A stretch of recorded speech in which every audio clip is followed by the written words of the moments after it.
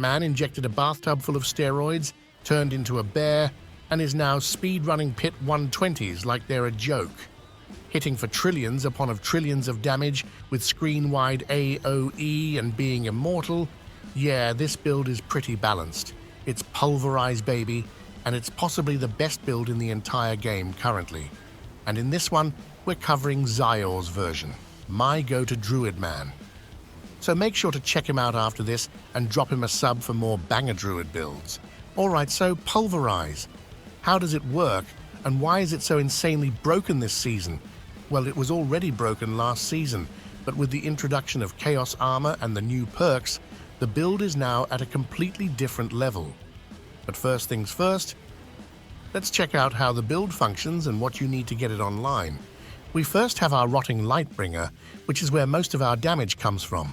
The stats on this thing is fucking disgusting, but it also guarantees overpowers. So this is the first item you'll be looking for in this build. And what's even better, you can now use this item as Pantaluni, opening up for the use of an additional two-handed weapon, more than doubling your damage. Combine this with getting somewhere in the ballpark of 10 times your damage from the Chaos perks, and you're almost there, both in terms of busting all over the screen and pit 120s. But in any way, this is going to be the most important gear piece to find, in combination with solving your resources. To do this, you'll have to decide on what version to play, the mythic or non-mythic version. We'll focus on the mythic version, but you'll find the non-mythic one here as well. And how are we solving it in the mythic version? Easy. Starless Skies, in combination with stacking resource cost reduction. You have it on your Rotting Lightbringer, your weapon, and Starless Skies, which in combination with resource generation on your other ring and resource generation from your spirit boons, should solve your resources. Once this is done, however, and you have your Rotting Lightbringer, then you're basically online. The rest we want to do is scale a shit ton of damage. To do this, start by looking for Heir of Perdition. The stats on this thing are just beautiful, and you should focus on masterworking the core skills for giga damage. Next, Shroud of False Death, obviously because it's just too fucking good, and on the gloves, the Ursine Horror passive. Using this, we turn our Pulverize skill into an Earth skill, and by doing this, allowing us to gain a buttload of additional Earth multipliers. Also, focus on gaining Pulverize ranks here, along with some size to get those big stonks covering the entire screen. For Pantalunis, Rotting Lightbringer, obviously, probably the best item in the game currently, having Giga Willpower, damage, confirmed overpowers, and it's now available as pants. So we can use the Rabid Bear aspect on the weapon, along with grabbing Pulverize hits twice and extra damage. Pretty insane. For sneakers, you then go for Banished Lord's Talisman for all of those lovely core skill ranks, great damage modifiers, and of course, 72% extra damage. On the amulet, we go for the retaliation aspect for a large chunk of damage as long as we're fortified, which we are via the passive tree, along with getting willpower, envenom, and quick shift ranks. Definitely focus on the envenom here, as it's 10% damage per rank, and in case you haven't noticed, we're rocking Grizzly Rage in this setup, so grab some Grizzly Rage cooldown reduction here and on your ring. Also important to notice, you need chance to make enemies vulnerable on this ring as well. So before you look at any other stats here, ensure that you get the vulnerable, then fill out with the remaining stats.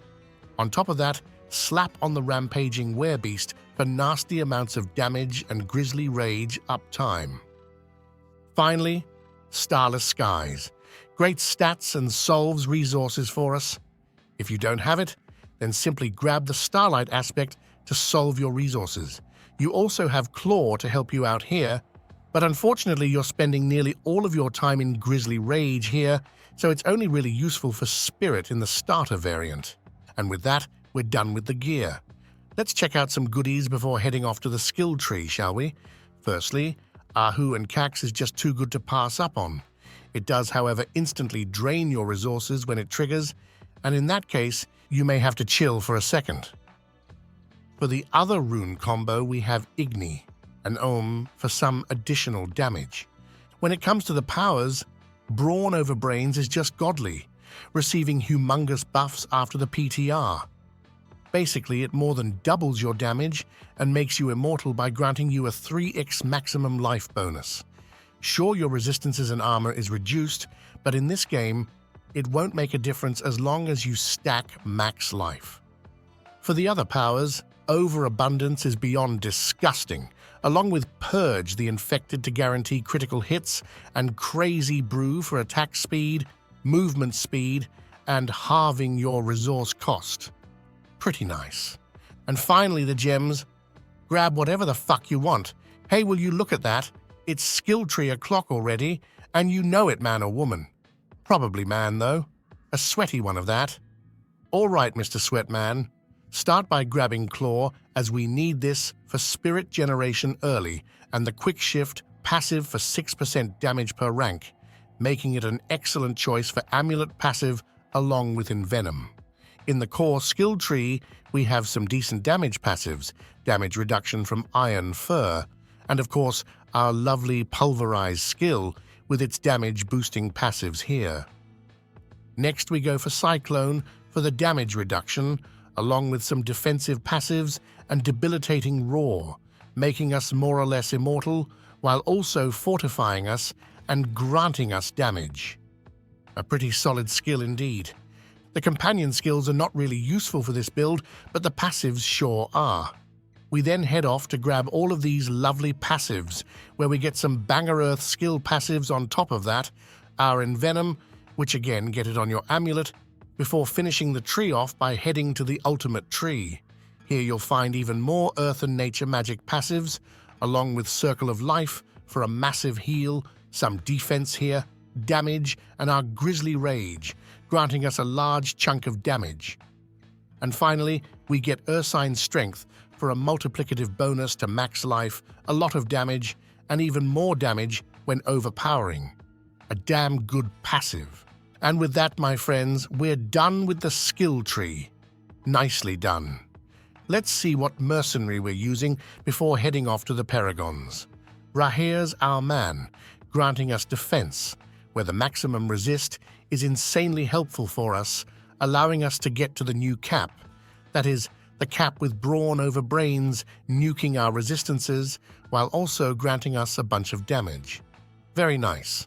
All right, time for the Paragons. Let's check it out. Starting us off, we have Headhunter. This is where you slot in any spare nodes you may have when you get a high Paragon count, stacking up a bunch of willpower, which we will boost further via our increases to willpower from Rotting Lightbringer and Amulet for Giga Willpower. Next, we head on up to grab the Earth and Devastation node, along with slotting in Earth and Sky for a bunch of extra damage. We also have damage versus crowd-controlled enemies here, allowing us to cap Earth and Devastation. Next, we go for Survival Instincts for some extra damage, along with Keeper for, yes, that's right, even more damage, along with getting a gigantic multiplier to our max life and willpower here, which will boost several times over with increased max life. For fourth board, we go for Heightened Malice and Socket Spirit for a massive crit multiplier. This, along with the Headhunter board and our final board, is where you want all of your spare nodes to be, as the additive damage bonus here is just gigantic. And finally, Ancestral Guidance for damage and Dominate, which again becomes a place to put all the spare nodes you can find, having the biggest additive damage bonus of them all. And if you need to prioritize, go for this one first, and make sure to level this one up first as well, as it synergizes perfectly with our confirmed overpowers. Alright, done with the Paragons. Time to get good, you bunch of goddamn bitches. Let's do it. Fortunate for you, this build is easier than your wife in the 90s. All you need to think about is alternating your Claw and your Pulverize. You do this when you're out of Grisly Rage, and it's to stack up your quick shift.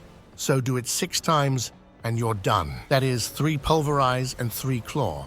And you'll keep it up as long as you don't go into human form for more than 3 seconds. Other than that, all you need to do is press your Grizzly Rage when it's up, press your debilitating Roar when it's up, and spam the pulverize button as hard as you can. Do all of this, and you'll successfully farm pit 100s with ease, and have a damn good time doing it. With that said, I'm done. Drop a sub, check out Zyor, and I'll see you next time.